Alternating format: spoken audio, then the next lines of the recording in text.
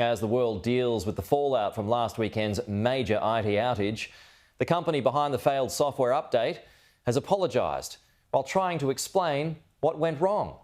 Our resident tech expert, EFTM's Trevor Long, spoke to the Australian CrowdStrike President in a Sky News exclusive interview. Millions of people around the world are hearing this name, CrowdStrike, for the first time. So just quickly, before we unpack what happened last week, explain to us what CrowdStrike is.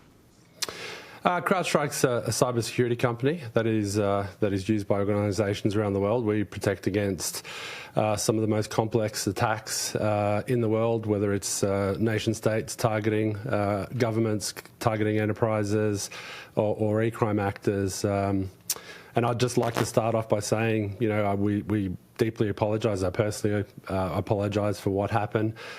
We understand the disruption and the distress that we caused a lot of people. And firstly, I think it's important to say we put out an update, which we do regularly and we've been doing for over a decade, and we got this very wrong. So an update caused the outage. How did that happen? How does a simple update, which, as you say, you would regularly do, given the world that you live in with security software, how does it happen? How does it break everything? Yeah, in the cybersecurity world, I mean, we're defending against attacks that are coming very, very quickly, and we see the people behind these attacks coming up with novel techniques all the time, where they're looking to find ways to make changes to those techniques so they can be successful in carrying out attacks. Mm-hmm. So our industry has to rapidly respond, and we're always looking to see if we can put out new techniques, new updates. The update that we put out, obviously, as I said, we got wrong with some logic in that update. We've been using that technique for the better part of a decade. And in this case, we made that mistake, which we have clarified what it was. It certainly wasn't a cyber attack. Mm-hmm. And I would say that we've learnt a lot, and ultimately we have to get better. And we let our customers down, and that's something that we have to address. So if you do it regularly, on a literally regular basis, was this update not checked prior to being rolled out? Well, as I mentioned, we do those updates all the time. So the technique that we use, we've been using for a decade, and that means we've stress tested it many times. When we do regular updates to the products, we do testing, and one of the things that we have to spend time on is work out what went wrong, and clearly, obviously, something did. We identified what the issue was very quickly. We stopped that particular file from being propagated, but unfortunately a lot of people around the world did get access to that file, and what it did is it exposed a logic flaw which ended up in what the industry knows of and the experience that people had, which is a blue screen of death. We put in a fix very quickly, but that fix is to the file. It obviously didn't fix the machines that were impacted in the field, and we're now trying to remediate and help our customers get up and running as quickly as possible. We've had estimations of losses of $200 million in New South Wales. I saw one report today of $1 billion around the world. You've recently celebrated being included in the S&P 500.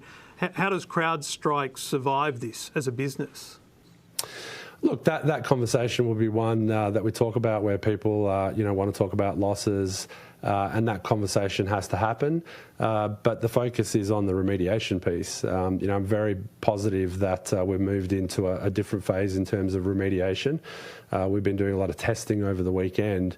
Obviously, the focus was to look at who needs to be remediated first, what countries and time zones should we be thinking about, and we'll make sure that we continue to support and look after our customers. All the questions in the last 24 hours, though, have been around either compensation or litigation. You're obviously prepared for that as the next phase of this? Absolutely, and as I said, those conversations have to happen and will happen. That phase will come after we get our customers remediated. What is your message to your customers? Look, where I started, we got it wrong, and I can't apologise enough. And I think that's important when these sorts of things happen. It's important to acknowledge that. Firstly, this wasn't a cyber attack. This was a mistake that we made, and we will learn from that mistake. We've already started putting in process to understand how to ensure that doesn't happen again. And our commitment to our customers is to work very closely with them to demonstrate to them we understand what happened, to demonstrate to them and help them understand what exactly went wrong in this particular case.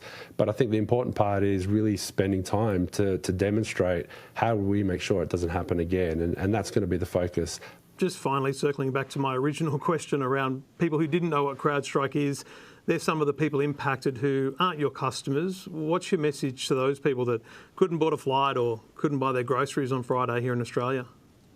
Yeah, I truly apologise. I mean, on behalf of the company, but personally, I apologise. I understand the impact that it's had. I've spoken to a lot of people that have been impacted.